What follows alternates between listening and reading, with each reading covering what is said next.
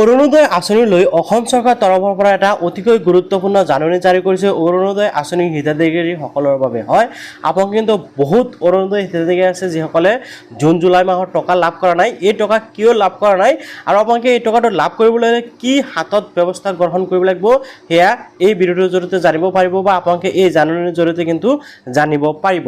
প্ৰথমতে চাওক, জাননীটোৰ উল্লেখ কৰা হৈছে অসম চৰকাৰ জিলা আয়ুক্ত কাৰ্যালয় নগাঁও অসম। তো এতিয়া চাওক জাননীত কি জাৰি কৰা হৈছে, আপোনালোকে দেখা হৈছে জাননীখন। তো ইয়াতে চাওক, বিগত ইংৰাজী 14/7/2025 তাৰিখে সন্ধ্যা 6 বজাত অসম চৰকাৰৰ বিত্ত বিভাগৰ উদ্যোগত অনুষ্ঠিত ভিডিঅ' কনফাৰেন্সত দিয়া নিৰ্দেশৰ লগত সংগতি ৰাখি সকলো সংশ্লিষ্ট পক্ষক অৱগত কৰা হয় যে অৰুণোদয় 3.0 আঁচনিৰ DLMC কোটাৰ অন্তৰ্গত নগাঁও জিলাৰ একাংশ হিতাধিকাৰীৰ নাম সংলগ্ন তালিকাত PDF-ত দিয়া হৈছে। তো এইখিনিতো আপোনালোকে নিশ্চয় বুজি পাইছে যে ভিডিঅ' কনফাৰেন্সত এটা তথ্য দিয়া হৈছে আৰু এখন PDF তালিকা দিয়া হৈছে আৰু প্ৰত্যেকটো ডিষ্ট্ৰিক্টত কিন্তু এইটো দিয়া হৈছে। তালিকাভুক্ত এইসকল হিতাধিকাৰীৰ দ্বাৰা ব্যৱহৃত আধাৰ নম্বৰটো অৰুণোদয় পৰ্টেলত ইনভেলিড হিচাপে স্বীকৃত হৈছে। ইয়াতে উল্লেখ কৰা হৈছে ইয়াতে কিন্তু এই জাননীটো জাষ্ট নগাঁও ডিষ্ট্ৰিক্টৰ বাবে দিয়া হৈছে, কিন্তু এইটো সমগ্ৰ অসমৰ বাবে কিন্তু কি হৈছে কাৰ্যকৰী হৈছে বা সমগ্ৰ অসমতে কিন্তু এনেকুৱা ধৰণৰ সমস্যা হৈছে। তো ইয়াতে কৈছে যিখন নেকি আধাৰ নাম্বাৰ আপোনালোকে এপ্লাই কৰাৰ সময়ত দিছিল, সেই আধাৰ নাম্বাৰটো কিন্তু যিটো নেকি অৰুণোদয় পৰ্টেল তাতে কিন্তু ইনভেলিড বুলি শ্ব' কৰিছে, অৰ্থাৎ আপোনালোকৰ আধাৰ নাম্বাৰটো ভুল বুলি প্ৰমাণিত হৈছে। আপোনাৰ আধাৰ নাম্বাৰটো ভুল দেখুৱাইছে, যাৰ বাবে আপোনালোকৰ নাম অন্তৰ্ভুক্ত হোৱা নাই।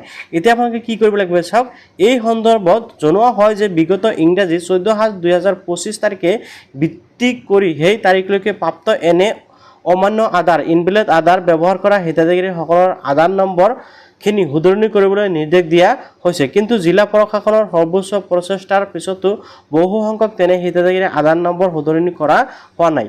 তো এইখিনি আপুনি নিশ্চয় বুজি পাইছে যে এতিয়াও কিন্তু বহুতৰ আধাৰ নম্বৰ শুধৰণি কৰা হোৱা নাই। সেয়েহে তেওঁলোকৰ জ্ঞানাৰ্থে জনোৱা হয় যে আগন্তুক ইংৰাজী 17/7/25 তাৰিখে বিয়লি 5 বজাৰ ভিতৰত তেনে হিতাধিকাৰীৰ পৰা বিধিগতভাৱে উক্ত হিতাধিকাৰীৰ আধাৰ তথ্যখিনি প্ৰয়োজন হিতাধিকাৰীজনে নিজৰ আধাৰ লৈ গৈ KYC বা eKYC ইত্যাদি কৰায়। শুধৰণি নকৰিলে বিত্ত বিভাগৰ উপৰোক্ত নিৰ্দেশনা অনুযায়ী বিত্ত বিভাগে নিজে তেনে সকলক হিতাধিকাৰীৰ নাম কৰ্তন কৰি দিব আৰু তেওঁলোকৰ আঁচনিৰ সুবিধা লাভৰ পৰা বঞ্চিত হ'ব। এই বিষয়টো আপোনালোকে নিশ্চয় বুজি পাইছে যে আপোনালোকৰ আধাৰ কাৰ্ডটো কিন্তু ইয়াতে আপডেট কৰিবলৈ কৈছে, আৰু যদি আপোনালোকে নকৰে তেনেক্ষেত্ৰত আপোনালোকৰ এই যি অৰুণোদয় আঁচনি এই আঁচনিৰ পৰা কিন্তু নাম কৰ্তন কৰিবলৈ বাধ্য হ'ব বা এই সুবিধা আপোনালোকে নাপাব। তদুপলক্ষে উক্ত হিতাধিকাৰীসকলৰ লগতে সংশ্লিষ্ট সকলো তেনে হিতাধিকাৰীসকলক নিজৰ শুদ্ধ আধাৰ তথ্যখিনি অনতিপলমে নিজৰ সংশ্লিষ্ট খণ্ড উন্নয়ন বিষয়া কাৰ্যালয় গ্ৰামাঞ্চলৰ বাবে পৌৰসভা কাৰ্যালয় চহৰাঞ্চলৰ বাবে এই অঞ্চলত যাই আপোনালোকে দিবলৈ কৈছে। ইয়াতে চাওক প্ৰতিলিপি প্ৰদান কৰা হ'ল, ইয়াতে আপোনালোকে দেখিবলৈ পাইছে। তো এনেকুৱাকৈ আপোনালোকে নিশ্চয় দেখিবলৈ পাইছে, ঠিক আছে।